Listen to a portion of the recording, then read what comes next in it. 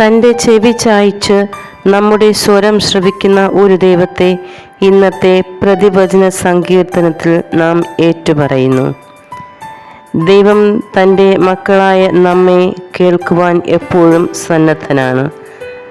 നാം അവിടുത്തെ സന്നിധിയിൽ ചെല്ലുന്നുവോ എന്നതാണ് മറ്റൊരു ചോദ്യം.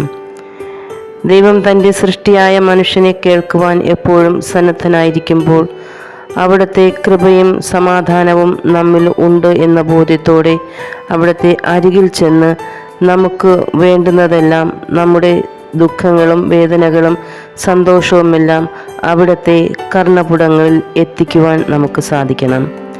അതിനുള്ള കൃപയ്ക്കായി പ്രാർത്ഥിക്കാം.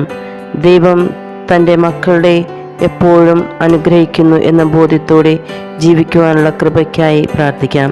ദൈവം നമ്മെ സമർത്ഥമായി അനുഗ്രഹിക്കട്ടെ.